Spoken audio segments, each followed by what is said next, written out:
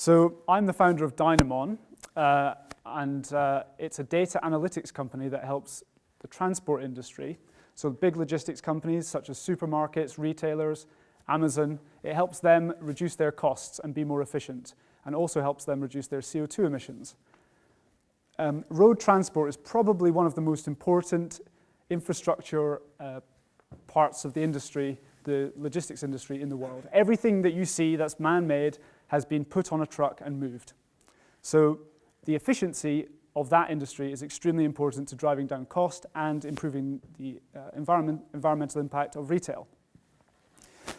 Why does it need a data analytics company to help them improve procurement? Well, I did my PhD in engineering, and I saw an industry which didn't appear on the outside to be very efficient. So I went to some logistics companies and asked them, so what do you spend on fuel? And what they told me was extremely surprising. I was told that company that I met that day, that wasn't a very large logistics company, I'd never heard of them, spent £150,000 a day on fuel. And one of our customers that we're working with today, they spend over £400,000 a day on fuel. It's extremely important that these companies operate efficiently to reduce those costs. And every pound you spend on fuel, that's kilograms of CO2 emitted into the environment. So I was determined to make a company to help them reduce their costs. So I've got an undergraduate degree from the University of Southampton. I'm very lucky to have gone to the university. It taught me a very sound basis in engineering. And I originally came to Southampton University because I'm from the northeast of Scotland. I originally came here because I wanted to be a professional sailor. And as I went through my degree course, I started to realize I really enjoyed the engineering side of things. And I became more interested in the engineering than the sailing side of things. So as I went through my degree course, I pretty much decided later on during my master's that I wanted to do a PhD. And I was lucky enough to have a professor that was hosting PhDs for UK sport innovation. So we have Olympic athletes coming to the university, and this still happens today actually, and these PhDs are still available. And they use our engineers at the university to understand how they can improve their performance to increase their likelihood of winning Olympic medals. And I applied to one of these programs, and I was successful and got taken on. And our job was to work with a whole range of different sports and athletes to help them really understand their performance, help them measure their performance, and then make recommendations of how they can improve the choice of the equipment that they're wearing, whether it's athlete clothing, bikes, sleds if they're in winter sports. We work with British Skeleton, how their sled was designed to help them improve performance and go faster. And it was simply just giving them the information they needed to make decisions more effectively. And a big part of that process I learned was that the engineering challenge was massive, but what was more important, and also a massive challenge, was communicating the technical details of what we were doing to a group of people that weren't technical. They had to then adopt these recommendations and take them on and believe that they were going to work. And it was important that we developed methods of communicating to these people that they would then adopt these improvements. And it worked. Over the last 3 Olympic cycles, perhaps 4 actually, this program has been in place, and the UK has been doing really well. Team GB has been doing really well as a result of it. So when I was doing that program, I was very much aware of the work that we were doing in the Olympic arena could be taken and utilized in another industry, basically. So the logistics industry seemed like the most appropriate place that this could be used. Lots of vehicles moving around, and it's just like an athlete. You know, they've got aerodynamic drag, they've got weight. How do we make this truck go from A to B as efficiently as possible? And I wasn't specifically interested in the trucks themselves. I was more interested in the magnitude of this problem. We've got 450,000 heavy goods vehicles in the UK, 60 billion litres of fuel is consumed, and if I could have some impact on that, that would be amazing, and that would make me feel very satisfied. And so I had the idea for Dynamon. So that was what led me to start Dynamon. I'll just give you a little bit of background of what Dynamon is right now before I go on to talk about the journey from idea to executing on that idea. So we're a data analytics company. We help big logistics companies make decisions based on data. We've developed the most sophisticated data analytics service in the industry, and we are processing, so for the past week, for example, our data analytics processed over 40 million miles of vehicle data to answer a question for one of our customers, which we'll be delivering to them tomorrow. A question which could save them many millions of pounds per year over the next few years. And 40 million miles is what their vehicles, what a subset of their vehicles have done in the last 9 months. So that's to the moon and back 50 times for a small group of vehicles in the UK. That's how far these trucks are driving. To answer that question, our data analytics has performed over 82 billion iterations on all the potential things that they could do to their vehicles. And what it does is it spits out, do this, and you'll save this much fuel. So therefore, they are now empowered with the information we're providing them to make better decisions. And there's a lot of well-designed engineering solutions in the world of logistics and in the world outside logistics. But it requires the information for these companies to make the right decision to buy these things, to use these things. And if you're in a cutthroat business where cost is really crucial, they need to know very clearly why they should be spending the money on something. Otherwise, they will just try to spend less money. In the logistics industry, the operating costs are 4 times the cost of buying a vehicle, for example, and 75% of your operating costs go into fuel. But because the industry and the people working in the industry aren't PhDs in engineering, they're not data analytics experts, without the help, they're not really able to make those procurement decisions with real data. And so they end up focusing on the very small thing that they can change, which is spending less money on their vehicles and simplifying that, when actually the real big challenge is getting the operating costs down. So that's what the value we bring to the industry, and we're working with enormous logistics companies and providing real value, real millions of pounds worth of value. So that's what we are. So the journey from the idea of I could see the opportunity through the magnitude of it to where I am today, where we're actually impacting that industry, I'm going to share that with you. So towards the end of my PhD, I was busy writing up. I had this idea, and I spoke to my colleagues about it, and pretty much everyone agreed with me that it was something that made sense. I thought that we could help these companies be more efficient. What if a truck was more aerodynamic? What if a truck was a ton lighter, for example, by making it from different materials? They all make sense theoretically. So it was about going out into the world and finding whether or not I thought the logistics industry would adopt this approach. Luckily, the university had a program in place where I could apply for a Dragon's Den competition. And this was way before Future Worlds existed, which is amazing now that this exists. I won £3,000 in a Dragon's Den competition. I went to Aberdeen to pitch my idea, and I got my £3,000. But crucially, I also received a mentor. So the money was useful. It enabled me to do some things, to buy some equipment and buy a computer that I could then do my analysis on, start developing the code. But it gave me a mentor, and that mentor was really important. It was someone that I could speak to, and it was a woman who's a professor at Cambridge University and a professor at Warwick. And I could speak to her and ask her, bounce my ideas off her, and she would give me some really strict, stern advice. She would tell me when an idea was bad and when she thought perhaps the idea was worth pursuing. And she also introduced me to that first logistics company that I spoke to, who had a fuel bill of £150,000. So that was a really important step, because that was the first step where I had now the support, I had the introductions, I'd kind of made some promises, and now the ball was rolling. I had to start sort of producing some answers. That led me to then apply for another program that was available at this university, and it was called the EPSRC Doctoral Prize. So if you're doing a PhD, that's available to you afterwards. And it was an entire year of me being paid to basically do what I wanted to do. And because I was motivated to start my own business, I worked for a year developing more code, meeting more companies. I did a lot of traveling, and I also worked with my mentor. And the whole idea just started to develop. And that then led on to, well, this is serious now. I've worked on this for over a year. I'm going to apply for some proper funding to try and get this thing up and running. I didn't know anything about investment, but there was funding available. So I applied to the Royal Academy of Engineering, and they have a program called the Enterprise Fellowship Program.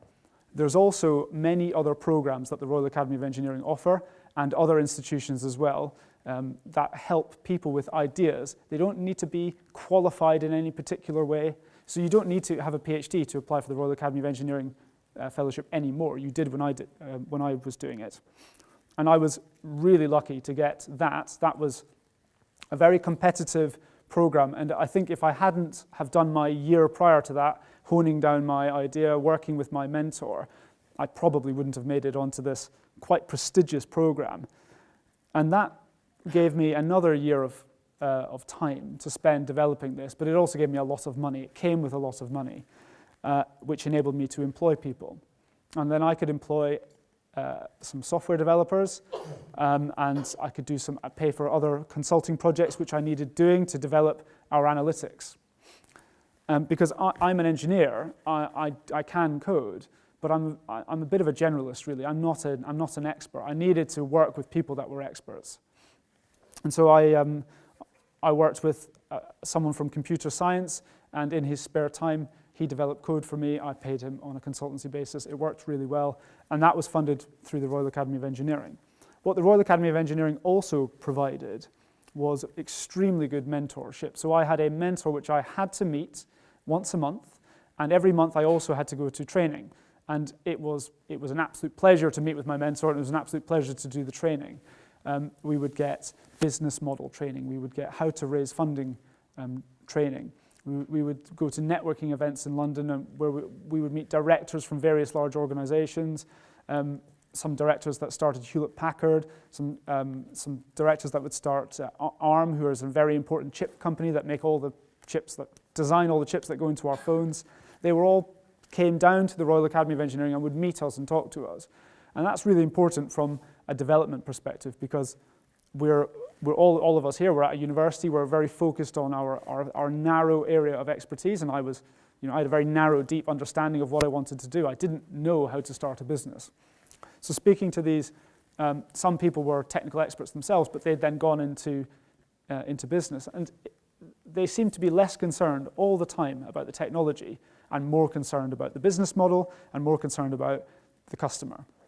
And that's something that, for me, was perhaps a bit of a challenge. I thought the technology will sell itself. The technology is the thing that's going to solve the problem, and the customers will just come, and they'll just use and the business model's fine. They'll just pay us, and therefore we'll have a business.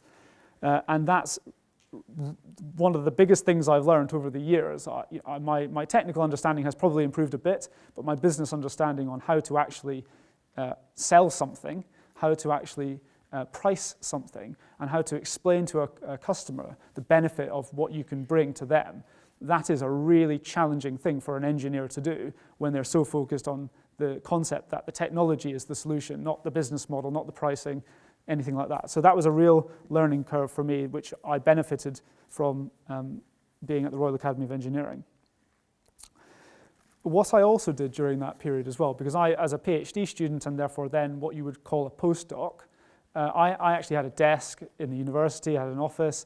Sorry, my phone's ringing.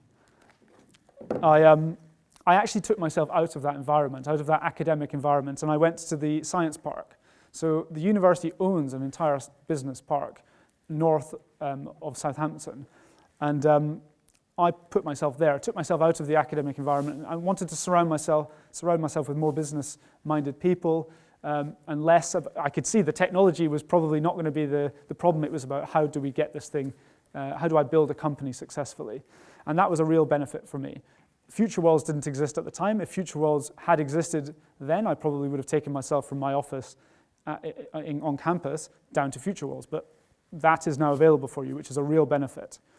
But I did what's called the Catalyst program on the Science Park, run by the University of Southampton Science Park, where I was there for about 6 months, and I was there with other people like me trying to start their own companies. We were in a room together asking each other all the stupid questions about what payroll system to use, how do I pay my taxes, what lawyer have you used, all this kind of basic stuff that an engineer would never learn, someone with a PhD would never learn, but really useful day-to-day things that you need to do to just run a business. There's a lot of administration involved in running a business. If you have a name, you need to trademark that name. You need to have a website. You need to be registered on Companies House. All this stuff is kind of annoying, but it needs to be done. And that is it's crucial in part to run a business by doing that. So the Catalyst was a very good program for me, day-to-day, sitting next to people in Southampton, starting their own companies. And luckily as well, in the Catalyst program, I was also sat next to a guy who'd already started a company. He was probably, I don't know his age exactly, but he was quite a lot older than me. And I was just leeching information off this person, trying to learn everything. And that was a real benefit to knowing what to do. Because as a founder who founds a company when they're 24, you literally don't know anything about how to run a company. You're learning as you go along. So you can learn by making mistakes and realizing that's not the thing to do, and then potentially making it going well and doing it right. Or you can learn by asking people questions. And it's really important, I felt, to just be next to people that knew what they were doing, or be surrounded by people who were all trying to work it out together.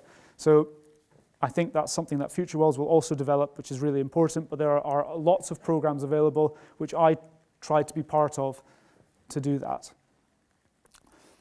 So the Enterprise Fellowship went very well. I was on it for over a year. I had funding, I had a product, I had customers.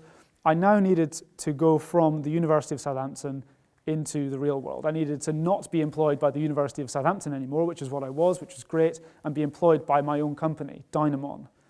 So I had a company. It had some money in the bank, but most of my money actually was in the university through the grant funding I'd got. And technically speaking, I was an employee of the university. So everything I do as an employee of the university is owned by the university. So I can't just go and make money from that. That's against my contract. They could sue me for it. So then I had to strike a deal with the university. And how do you strike a deal with this university? Who do you speak to?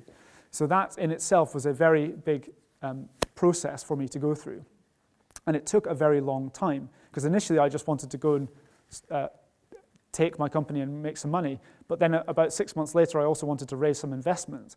And my investors needed to know that I was allowed to do this, and the university weren't going to come along in 10 years' time when we were a big successful company and say, actually, that's ours, you owe us money. So I had to come to a deal with the university, and I worked with the relevant people in, it's generally called technology transfer, transferring the technology from the university into the company. And I said to them, look, this is my idea, there's no patent, it's a service company, it's based on some analytics that I've developed. I had a value that I associated with what my business was probably worth at the time, how much money I'd spent, how much money the university had supported me with. And I said, I think that it's probably worth this money. We had a negotiation. So we agreed what I owed the university to take my company away, but I didn't have that money. It was many tens of thousands of pounds. So the deal that we came to was that if the company is successful, I will pay them that money. And so that success was defined as how much profit we will make or how much revenue we will make at some point in the future within a certain period of time. And I'm allowed to therefore go unrestricted off and run my company. And that's the deal I've got. So the time span, the clock is still ticking. If we hit those targets, the university will be owed money from me. But that's okay, because it'll be a successful company. And that was a good deal. That was my first big deal, I guess you could say, was working with the university to get this thing signed off. And it was very challenging, because one of the things that you will learn is that most people aren't very good at negotiation.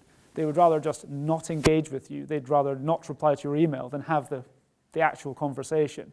And sometimes you've got to force that conversation, whilst at the same time trying not to lose, because they could put down some terms which you just can't agree to. And so, yeah, the negotiating side of things, that was an interesting process. So when I'd spun the company out, I had now my own business. I had some money in the bank from some consulting work that we'd done. We did a big project with a bus company in Newcastle. They wanted to know whether or not they should use the expensive diesel or the cheap diesel, and we concluded that they should just use the cheap diesel, but in that case it was an interesting question. And the fuel companies were very interested in our answer, but it was a simple question of, does the more expensive diesel really do anything to your engine? It does do something, but unfortunately it wasn't worth the price at the time. So that was very useful for them as a company.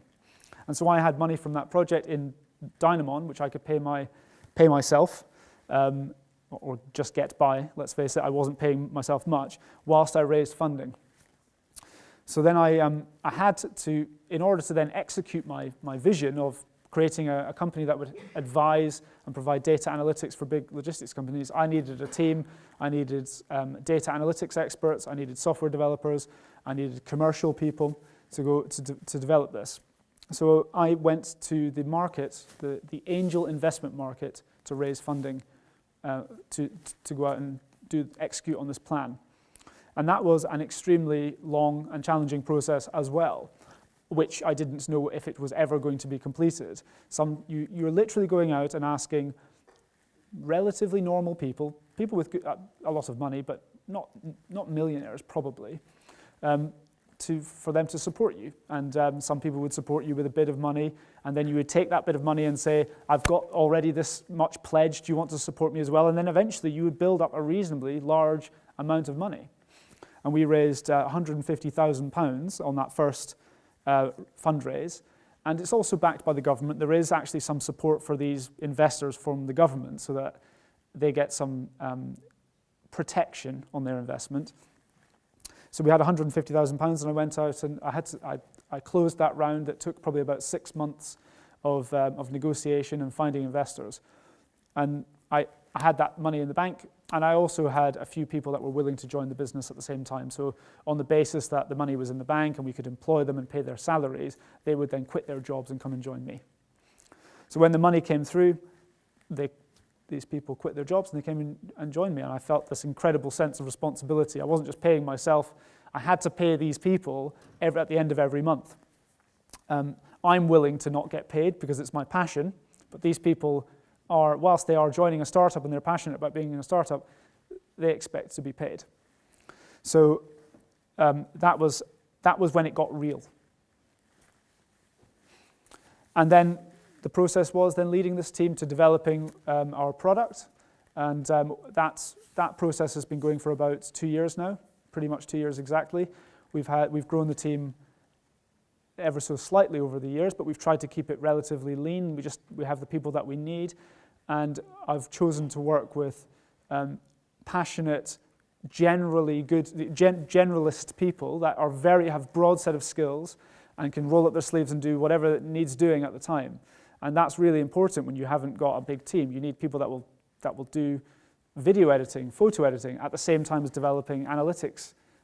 So we've got a PhD in physics from University of Exeter, who's our head of analytics, that also seems to be, without him realizing, is also a very good video editor because he had to make a video one day. Our head of software, who comes from a critical data background, also turns out is very good at building stands for trade shows. And we had a very beautiful stand at a trade show.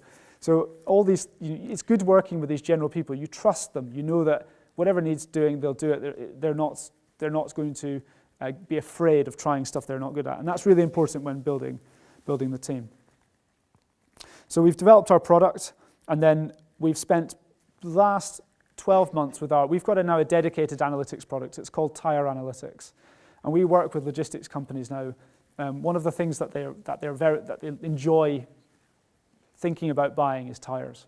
If you run a logistics company, you've got a massive fuel bill. You haven't really got much choice on what fuel you put in it, but you've also got a massive tire bill. Do I buy all the big brands? Michelin, Continental, Pirelli, Bridgestone. They've all got their favorites, and we help them make those massive purchasing decisions. If you're buying 20,000 tires a year, you've got to do it with some level of intelligence. You can't just buy the ones that you like.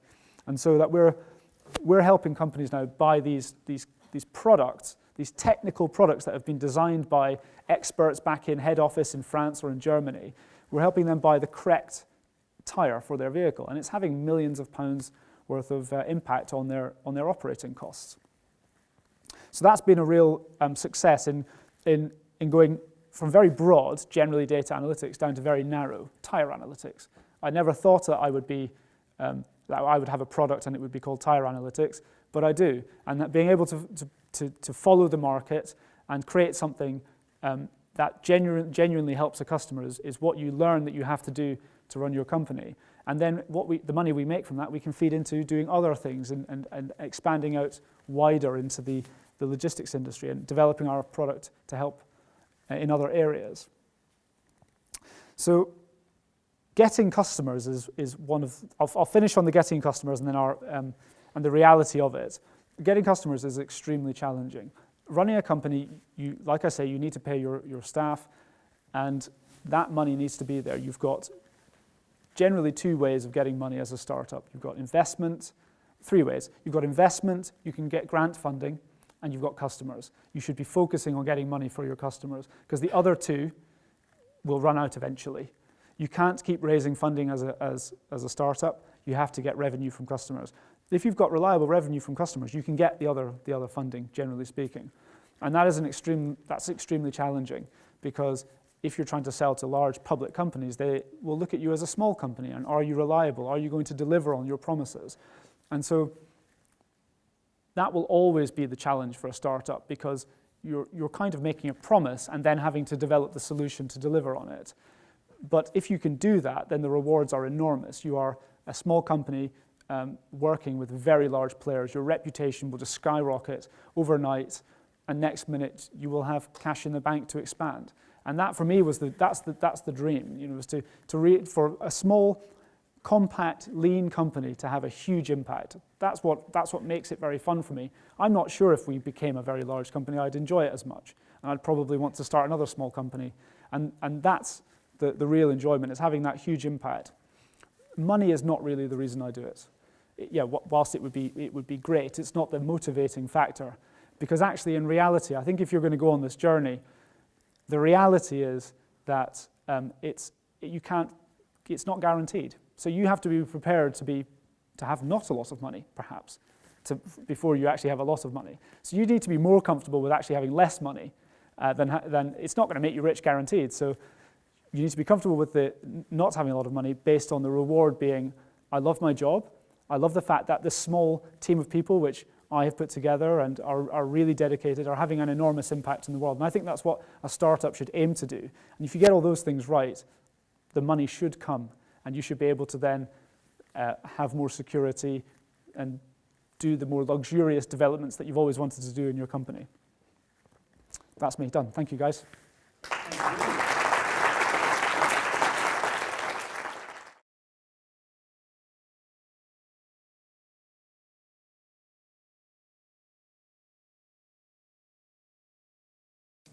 The answer is yes. I think actually it's important to have days off. When something needs doing and there's a deadline and it's tomorrow and you have to stay up all night, yep, totally get that. That's what you have to do. But at the same time, it is a long journey. I've been doing this for 6.5 years, and if I hadn't had a holiday, I would have burnt out and probably got completely fed up with it. It's a long and hard journey, and you need to have time off, for sure.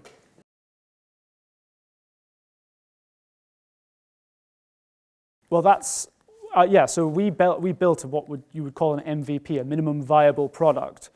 And I think every company should do that. That's really important. What we have today is an incredibly sophisticated, and it would be expensive to make, solution, which nobody can imagine doing without raising lots of money. But then how would you raise that money in the first place?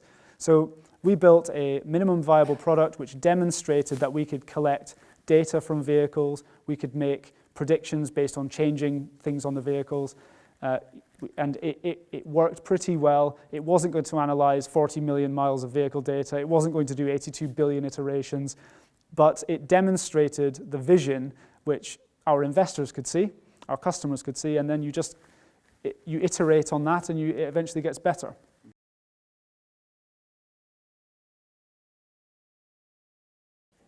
It is a lot harder to be a sole founder, I'm told. I only know one thing.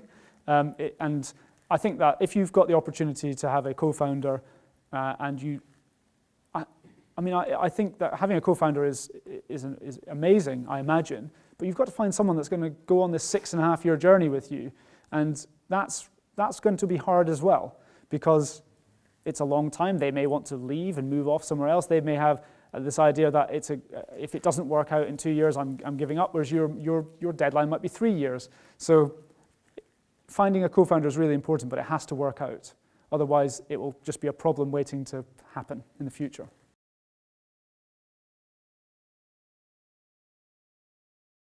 Well, they probably will have a huge impact on our business. It depends whether they're going to actually happen. So in terms of cost, the costs of a logistics company will be, you've got, like I said, you've got the cost of buying the vehicle, you've got the cost of operating the vehicle. The cost of fuel is 75% of the operating costs. When they go electric or hydrogen, that cost actually probably won't change hugely, so they'll still need to make intelligent procurement decisions. The driver will, in my opinion, won't be leaving the vehicle anytime soon. They'll still have to do something at the ends of the journeys. So I don't see it being a huge challenge for us, or I don't see it putting us out of business. The operators of these companies, the people that we actually help, who are the managers making the procurement decisions, if they all had PhDs in data analytics and had a big team working for them, they wouldn't need us. But the reality is that won't happen. So I think there'll always be a need for a dedicated, focused data analytics company that can help these people make procurement decisions.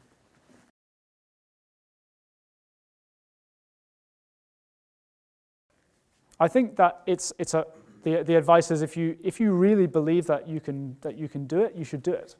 Yeah, and if you're passionate about it, you'll find it through all the hard times, because there are hard times. It's not a breeze, but you'll enjoy it because you're passionate about it. If you're not passionate about it, but you like the idea of running a company, it's probably not for you. But in addition to that, I think that not everyone should be a founder, because some people are probably very good co-founders, or they would be very good at working for a founder.